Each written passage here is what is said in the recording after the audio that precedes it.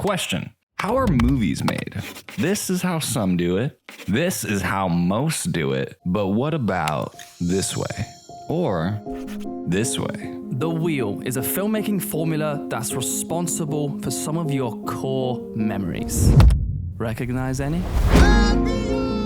Pioneered by Pixar, this storytelling structure is unique in one way. Everything comes from the editor. That's the soul of the editor, is being that guardian of the story. We spoke to Bill Kinder, who was the director of Editorial on some of your favorite Pixar films. I'm saying move the editor up in the process just a little bit. It will save you. I mean, here you have Married Life, which is one of the most beloved montages in the history of cinema. And this is Bobbie O'Steen, a legendary film historian. Together, they co-wrote Making the Cut at Pixar. It's 4 minutes and 28 seconds, and they had a 20-minute version. The motto is fail early. In animation, you edit first and shoot later. You have to figure out the story. It's iteration, it's letting it cook. Try to just get it out and see what's wrong with it.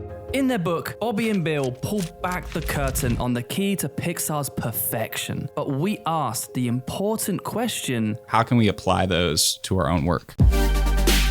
This interview was recorded by the best video podcasting tool, Riverside. Honestly, if you're not using Riverside for all of your virtual meetings, you're making a big mistake. I've even been using it for consultations. As soon as we're done, I get to send them the entire recording. And not to mention the recording quality is it's good. Whereas other virtual meeting services can only do up to 720, Riverside can do 4K. Which is why we like to use it for podcasting. And we love it because it records each audio and video track separately, so that editing is such a breeze when we get into post. Which means our editor can get started on cutting it almost immediately. And even if you or your guest has absolute garbage internet, it doesn't matter. Because remember that one time when we were in the hotel room? I mean, the call kept on jostling. I thought we lost it, but because Riverside records locally and then uploads, the call was perfect. And it's easy for the guest. They don't need to install anything. You just send them the link and you can start recording. It even says like, roll out the red carpet. It's kind of cool. Yeah, it makes me feel special. It makes me feel so special. If you're podcasting, creating video content, or recording online calls, then sign up to riverside.fm for free and use code editingpodcast for 20% off. And you can find that link in the description, and we'll see you back in the interview. What is EditStorial? You had the story department with the people who could draw beautiful boards and think through visually how to tell a story. And then you had Editorial, who could put it together and get ready for a screening. People realized the process actually is a real spiral between the two of those departments. It's a real dance. Instead of thinking of it as two separate departments, think of it as a combination of disciplines to make these great stories. It sounds like, at least from reading the book at the beginning, that the editor is the hub of this giant circular wheel of production in animation and in Pixar. So can you tell us more about that and how the whole workflow works? The editor on a live action film is the final writer on a film because basically you shoot first and edit later. But in animation, you edit first and shoot later. So the editor is in from the very beginning at the storyboard stage when they're pitching the story in the story room and giving input then, and then they're getting these drawings and recordings from the actors, and they're creating these compelling sequences just out of rough drawings and scratch voices, which are just voices from people that work at Pixar. And so they're writing from the very beginning. This is what we call the bedrock of the entire production because, first of all, the sound, which is not tied to picture, is crafted in a way that's entertaining without all that beautiful animation. And the timing and rhythm and why those sequences work, that never changes. Once they decide they're happy with it at the storyboard stage, that's the bedrock. So even when you get into virtual cameras and final animation and lighting and beautiful sound, that editor has really created that. The audience's involvement from the very beginning, and everything comes through Editorial, and there's an insane amount of media and minutia, and they have to watch over everything. It's a two-way flow all the way through every stage, whether it's sound, whether it's lay out so many iterations. So it's a tremendous amount of freedom that the editor gets, but also a tremendous amount of responsibility, which was unprecedented in the history of cinema. If you think about this hub of the wheel metaphor, Bobbie started to describe the different departments. It does start with story, and that's definitely the longest lasting turn of the wheel, if you will.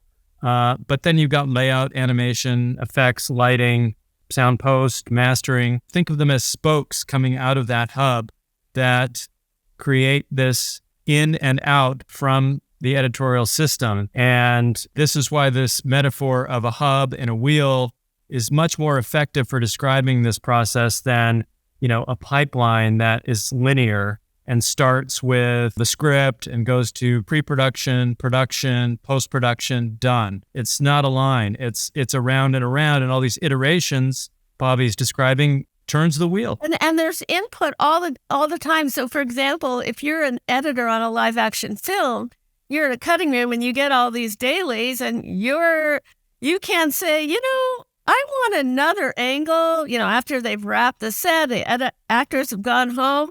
You can't ask for new shots, you can do that in animation.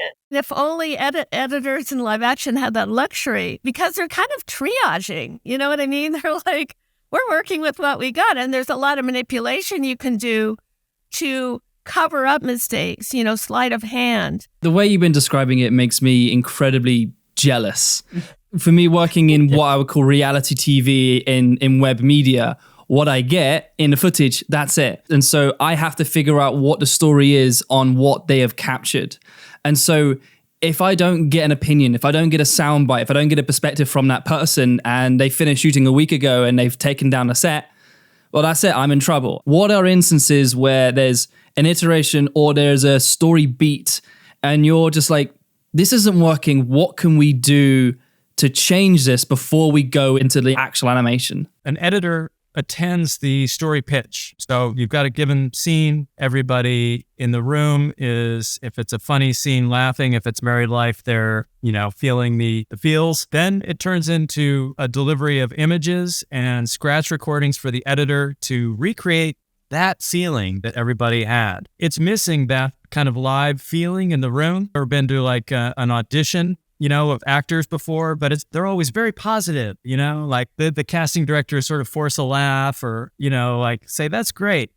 And story pitches, everybody's trying to be positive. It's a supportive environment. But then it goes to the editor, and the editor has to really recreate that sensation with the pencil drawings, with the scratch dialogue on a screen. It just has to play. And that's a tall order. There are a lot of things that get lost in the translation. The editor is there at those story pitches not only to take in the plot and the intention of the scene, but also to read the room and the reaction of everybody that is feeling like this is either working or that might need some help or what. So they have to take that back, make it work straight out of their editing system, and guess what? The first time out, it doesn't usually work, And this is why editors get the reputation for being fun killers or entertainment killers. One of the other many reasons why they have the reputation as being the entertainment killers, the cynical ones. I mean, the Pixar culture is also very, very enthusiastic. Everybody's so brilliant, genuinely brilliant.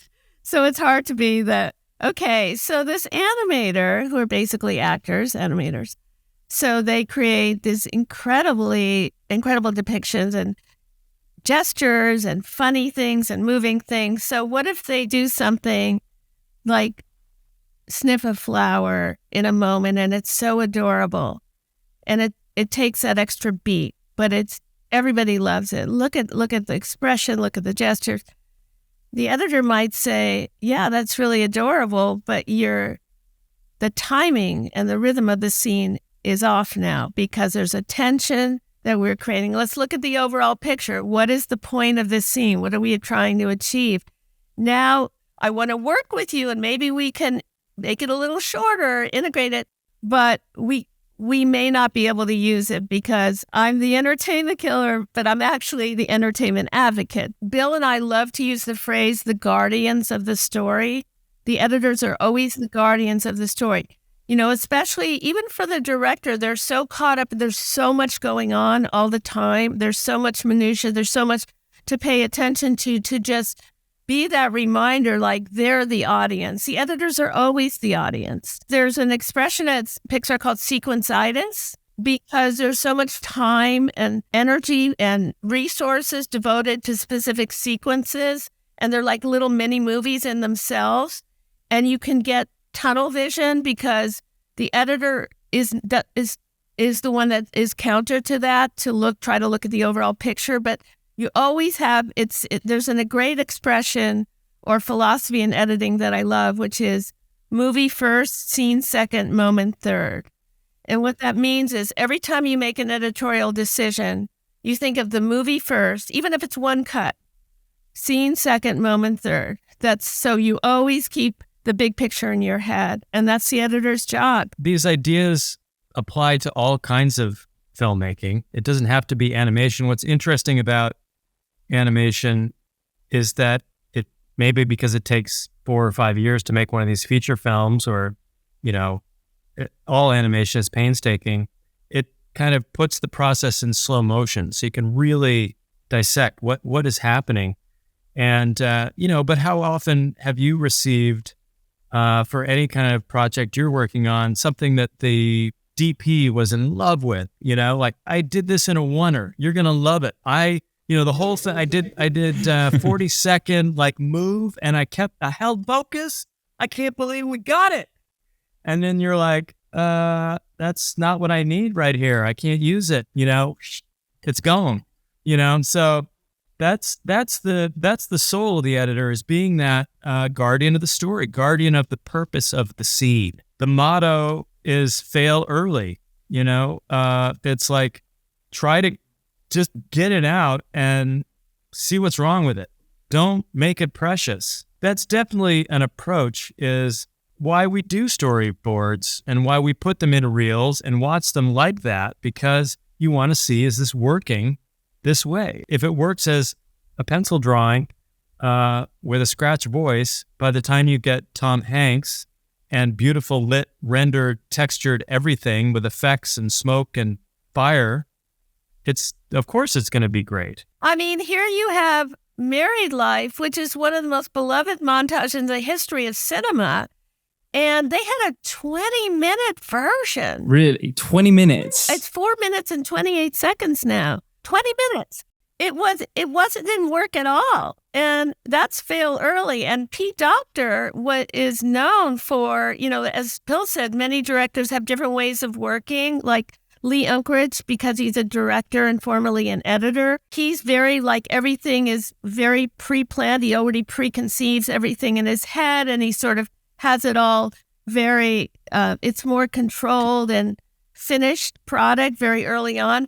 Pete Docter's like, throw the spaghetti on the wall and see what sticks 20 times. Who cares?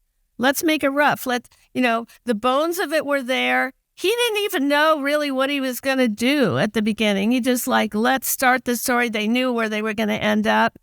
And, you know, as we talk about in our book, there were 2 versions that just didn't work at all. And one of them was the punching scene, which was preceded them getting married when they're children. And it was cute in itself, but it wasn't poignant, because what makes Married Life so powerful is it's the things that matter to these characters that play out in the rest of the movie. And you know at the very beginning that the boy and the girl, she's an adventurous one and he's not. And you see their characters so clearly. They're so adorable. That's all you can go right into their life story after that. You don't have to have something cute. The second version was extending their courtship and having them go on dates and balloon rides and bicycle rides and all that stuff. And it didn't matter. What mattered is they're building this home together. You already know they're in love. So you see them having a picnic and looking at clouds. The clouds become shapes of babies. They want to have a baby. The heartbreak of not having a baby. These are all sort of thematic, meaningful things that happen to them. And it only took 4.5 minutes to show. And then the dream of having an adventure, which he has on his own later. It's all a setup for that he's going to fulfill the dream they never got to have. And just when he's ready to go on the trip and he gives her the ticket, and now she's ill. And she's old and it's too late. And it all means something. It's not just cute in itself. What I thought was so interesting when I studied that montage again was that they're just tableaus. They're very simple, most of them. There's only 2 of them that float between rooms. One is when she can't have the baby, and they float to, as Ronnie Del Carmen says, we're hovering over them like angels. We're just watching this life play out very gently, And then the pan over to her in the hospital bed. And they take so much time. That's the longest scene in the whole sequence is the hospital room.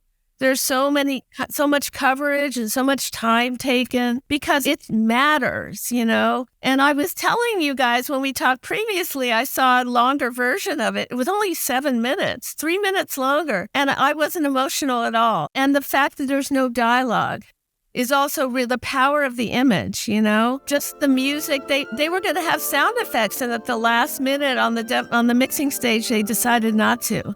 So they didn't even have sound effects. It just let the power of the eye contact and all those principles of editing that are so important. It's iteration. It's letting it cook. It's just like writing, all of these details that got used and then thrown away that the audience never see. The filmmakers now, it's like they lived that with the characters. They lived with Carl and Ellie going to the county fair and recording their voices on a phonograph.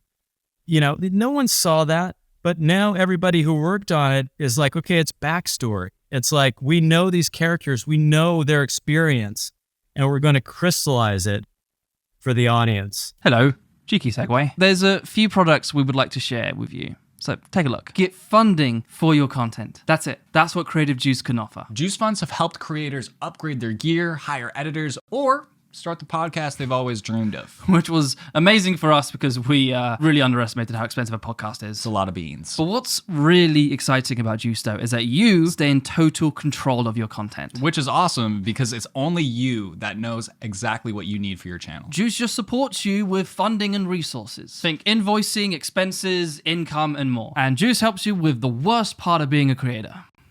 Taxes. Creative Juice is awesome because they have personalized tax prep tools where you can pay contractors, track 1099s, and categorize all your expenses automatically. All of those things you just said, I've never heard of. That sounds really scary. Juice, please help me. And we actually did just send our producer, Ashley, a W-9. All I had to do was type in her email. She fills it out and sends it back to us. We'll get a notification and boom, it's super easy. And that's great because the less time you spend doing taxes, that's more time for you to be doing what you do best. Creating. Go to the link in the description and sign up for Juice today at getjuice.com/getfunding. We need to have a serious conversation. I need you to stop spending your entire day looking for music that actually isn't even that good. But Trackclub is actually full of bloody great music. Their entire library is banger after banger and mash. We also know that audio is essential for creating an emotional world for your audience. This is why beyond having great music, Trackclub has MixLab, which allows you to use stems to customize it to your situation. For example, there's this documentary song that I really liked that sounded hopeful.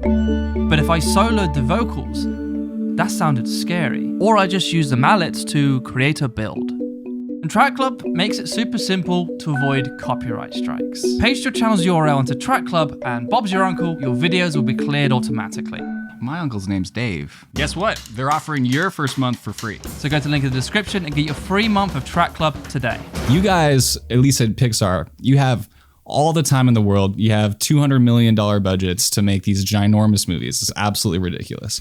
But what can we learn as just storytellers in general, as film editors, and how can we take some of those philosophies that you're talking about to make sequences better and even overall movies better? How can we apply those to our own work? It's so not about the amount of money, the bottom line total number. It's about the proportion.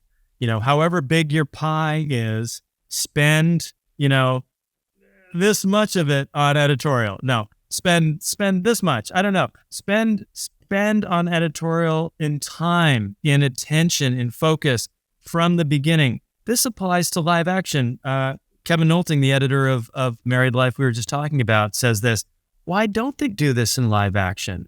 It's crazy. This works so well and it's so cheap. I've found this to be true. I've been out of Pixar now for several years. I've worked at studios in Vietnam. I'm currently in Paris working on television.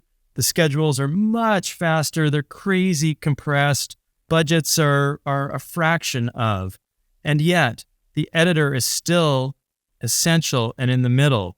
And one of the few things that I can advise in this rapid paced world is, hang on, can we just move the editor up a little bit? I'm not saying spend more. Don't worry. Hang on. Listen. I'm saying move the editor up in the process just a little bit so that they can help shape it, and it will save you. You'll get better results for sure, but that effort up front and that sort of harmonizing of the reception of that in editorial when it's done is going to pay off. The fallacy of, we'll figure out the ending. Yeah, don't worry. Well, it'll come to us. Don't ever say that. Figure it out. Forget about animation for a minute. Anything. And like you say, shooting on your iPhone, any live action thing, and it doesn't matter what format it is. It's that you have to figure out the story. So Finding Nemo, this was early in Pixar's trajectory, right? Andrew Stanton, brilliant filmmaker, said, you know what we're going to do that's different on this one? We're going to start with an entire script, which, believe it or not, hadn't been done before. They had gone outline, treatment, sequence by sequence, and built it that way. So that whole thing got boarded and put up on StoryReel. And guess what? It had the same kinds of story issues that they all have. Yes, he was further down the field because he had the, act 1, 2, 3 whole thing in mind. But he could also start to see what wasn't working, if not understand why yet, because he could see it up. He could see it on the screen. And that's the difference. I think filmmakers think, if I've written a script, I can imagine what it's going to look like. And it's going to work. And the difference between the word and the screen, the page and the screen, is so vast. There's so much lost in translation there that, think of these story reels as like writing with images and sound. As an editor and as a director, as a writer, all the creatives should really have to embrace how it's different, because happy accidents, some of the most brilliant things in the history of film happened because of this. Whatever it was, it could be a mistake. It could be just some kind of chemistry that they didn't anticipate, or it could be anything, but just being open to what's actually going to happen. But I still say you'd have to have an ending. Endings are the hardest thing. If you have a great ending, if you you truly have a great ending, there are actually not that many movies in the history of film that have great endings. We often like to workshop the idea. Hey, here's a great idea. And then you start working on like the opening sequence of it. And then like you go and go and you go and you go and you keep working on it. Like, wait, but when does this end? So you're suggesting it's sometimes even a lot more easier of like, here's where I want the story to end, and then I work backwards to get to that point. It's a great way to do it. Sometimes you have to walk away from something, whether it's editing or writing or even directing, and just step back, and you'll be amazed at how objective you are, and you may have new ideas and get input from others who are honest with you.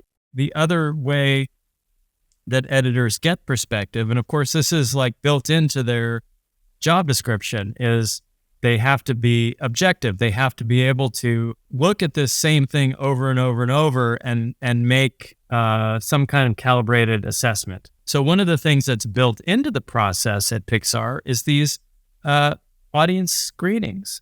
It does a few things. It focuses everybody involved in in that lift and getting it to the point where, we can put our laundry up and you can take a look.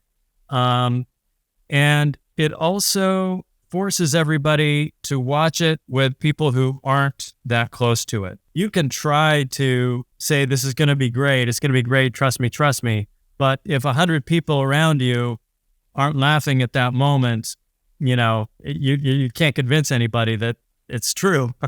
It just is what it is. Show what you got.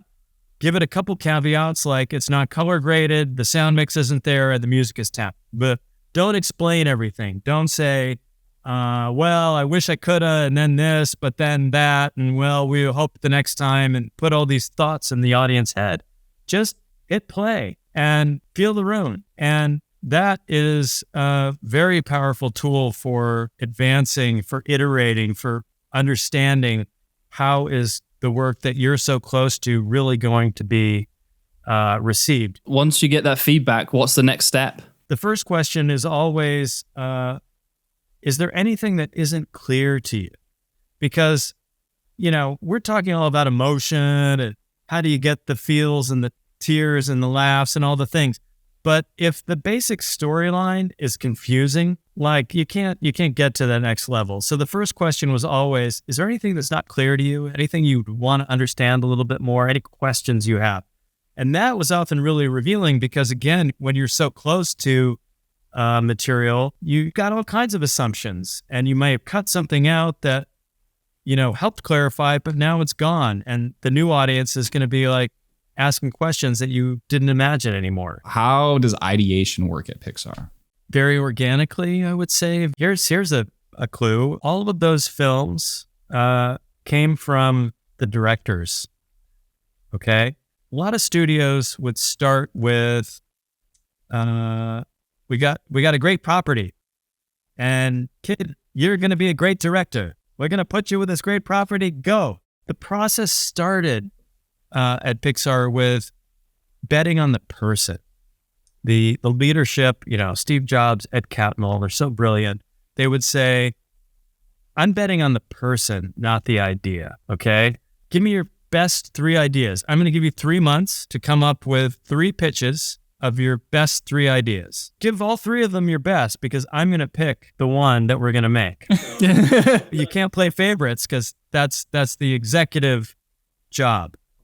And so that was the beginning. That's, if you think of that as the seed of the process, as opposed to this other direction that I described of like, we got this great thing and we're going to put it with this great gal who can do the thing. And it's sort of trying to force something. Whereas if it's a story that comes from the heart and memory and soul of the person making it, how much better are the odds that story is going to land? It's so opposite from the studio. Like you think of the old Warner Brothers days, they had, a bunch of screenwriters in a building, and then people are under contract. It's literally the opposite. To me, it feels like the studio, it's like they push you to think in your mind, in your brain. Whereas Pixar is like, let us think with our hearts. That comes from feeling, that comes from emotion. And I think that's bottom line what the story is.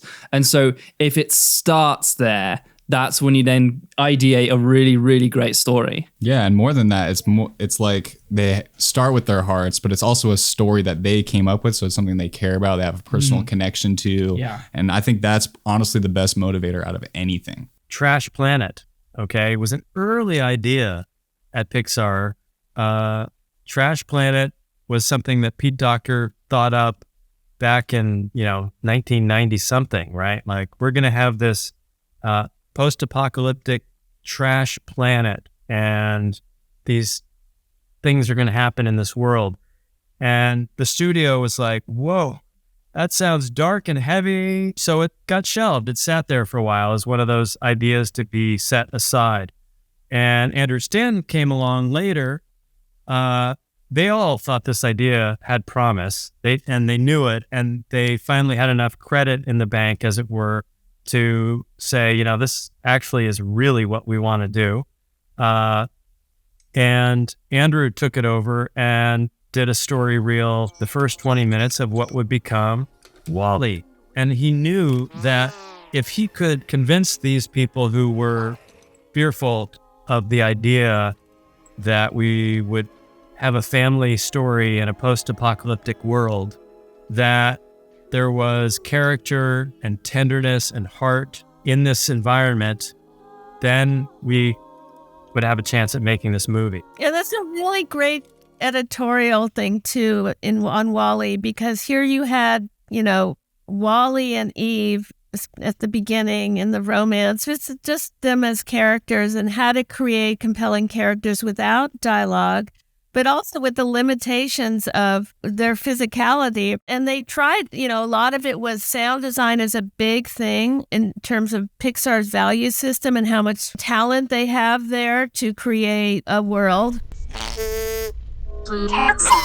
You can believe in anything as long as, the emotions are conveyed. Axel Getty's told about, he was a very young editor and he was very excited. He ran a sequence for Andrew Stanton and he thought he was so brilliant because there were all these beeps and boops and it was very flashy, lots of sounds.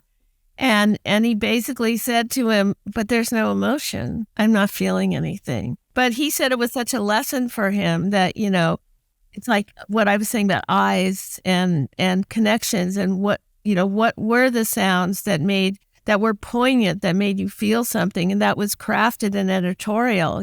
They took a long time to find that sweet spot. That keeps coming back to the heart. It's not making it realistic, it's making it believable. And if it comes down to what gestures, what sound makes me have an emotion. A big factor too is because sound is not tied to picture, animation, so you can do anything you want. You can edit phonemes. You can just do minuscule manipulation.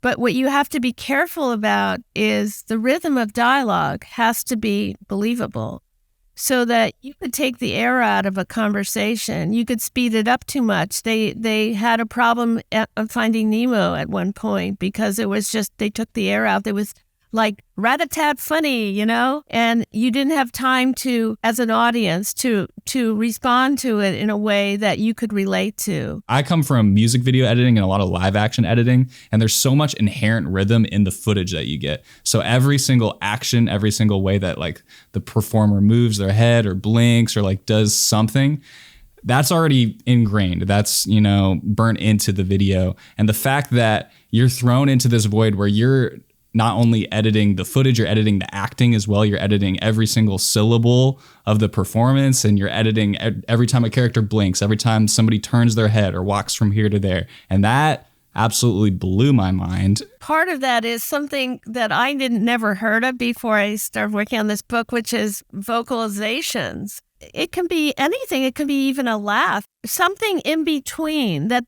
may be captured on a real set. That's not the actual words. That fills out the landscape of sound, that makes it believable, that we don't even think about. And they have this library of this stuff. And these editors start to become very attuned to like what they need and what they, it's a whole level of skills, a skill set that you just develop when you're working in this void. Bobbie and I asked every editor we interviewed for the book, where do you start? You're floating in a void. How do you begin? And there's no one answer. They all have their approaches. And a lot of times each editor has multiple approaches depending on what am I trying to tackle here? What's my sequence? This is the first book that's ever been written about an animation editor. And I think the more we, Bill and I started out and we felt that way more and more, but, we really wanted to shine the light on these people because they're amazing. It's so exciting, but it's so hard too, and I'm just in awe of them. All editors are underappreciated and misunderstood, but times 100 with these guys. And they're, people thought that, you probably know the stereotype is, oh, it must be easy to cut animation. You cut the heads and tails off the shots and drop them in. Well, that was based on history because in cell animation days, the editor was called the cutter and they didn't have any creative contribution. But there's such a prejudice against them. And it's getting better. People are, the lines are blurring between animation and live action. There's so much animation in live it's, hard to separate anymore. So I think it's helping them get more known. But we are the first ones to really deep dive into, not saying it's just about Pixar, finding this world where they could show all their powers, but you can do it anywhere. But this was the perfect way through this studio where there is so much freedom and creativity and resources to really show them at their best. In creating this book, Bobbie and Bill, you had the opportunity to interview so many editors and talk to some of the best creative minds in animation, in film in general. What would you say to your past self, and what would you say to the younger generation wanting to come up in the film industry? Do what you love, find your passion. That's how I got into editing. Is I loved film from I was dating myself. I was a Super 8 brat. I loved just the idea of, wow, we can make pictures. And then I discovered that with my mom's scissors, I could actually cut out the bad part, and the effect of the horror moment that we were trying to create as 12-year-olds would work, So I think we're kind of past that now. Everybody knows that that's a real thing. Always take stock of the people around you. All these filmmaking efforts are collaborative, right? You're not going to make anything on your own. So make sure that the people you're with inspire you and feed you. I'll just take a moment and say I'm so grateful that I got to work with Bobbie O'Steen on this book, right? We had a great collaboration for years. We won't say how many. Had totally different styles. We totally balanced each other, and brought different stuff to the project. We started out, what Bill is addressing, passion. Everything is passion. If you're passionate about something, it's amazing how powerful that is. You have to be open, and you have to know what you want, but you also have to find people that are going to help you. Previous to this, I wrote 2 other books about live action editing. I've done a lot of events with editors. I've interviewed probably 75 live action editors who were all successful.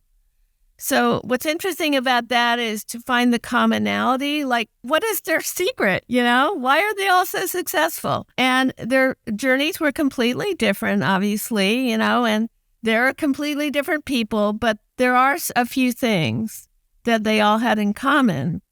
And one of them is they really had to make a decision that they wanted to be editors, because it's hard. And it takes a long time, and the hours are long, and you're not going to get a lot of public acknowledgement. You have to accept that. There is a lot of minutia. You're in a dark room. You're compromising a lot.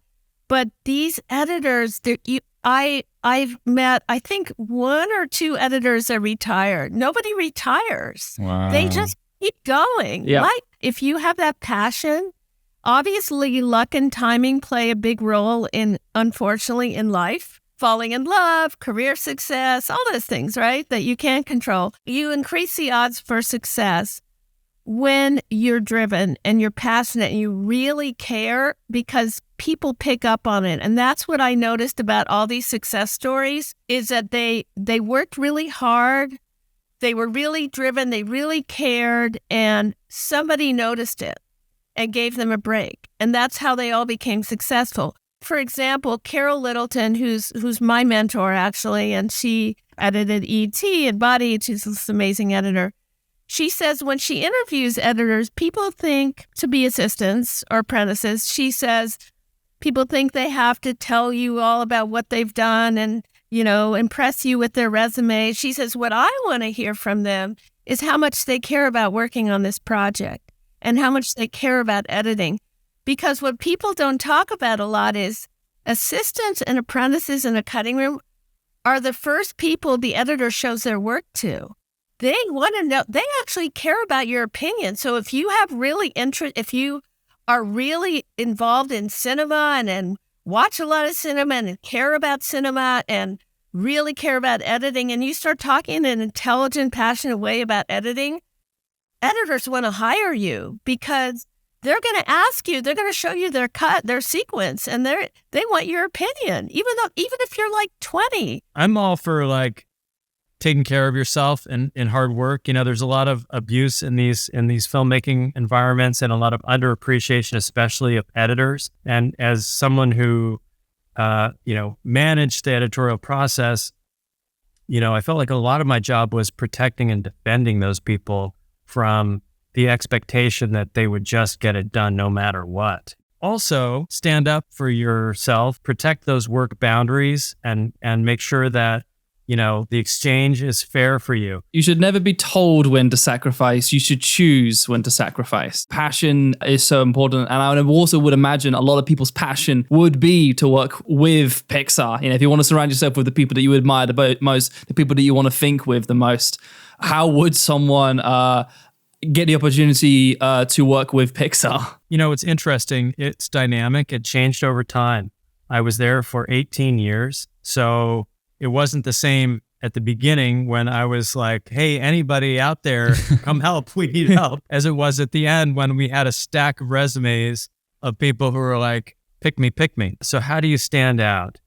And one thing that I can offer is that it gives you zero edge to say, I've always wanted to work at your studio. Guess what the people who are doing the hiring are looking for is, how can you help me solve my problems? That's what's going to make a valuable hire. One of the things about interviewing all these editors, by the time they got their break, they had all this experience under their belt. Because another thing you should do is, if you want to be an editor, edit anything you can. Just keep editing, keep doing it. Not only study other films and figure out why they work, but keep editing. Because I've had this conversation before with these successful editors. I said, what if you had got your break earlier? You may not have done that amazing job on that film. Maybe you would have blown it because you didn't have the experience to really, so all that led up to not only someone noticing you, but someone noticing you at the right time. It is like falling in love. Like, it's not just meeting the right man or woman, but meeting them at that particular time when you're ready for it and you have enough life experience to understand.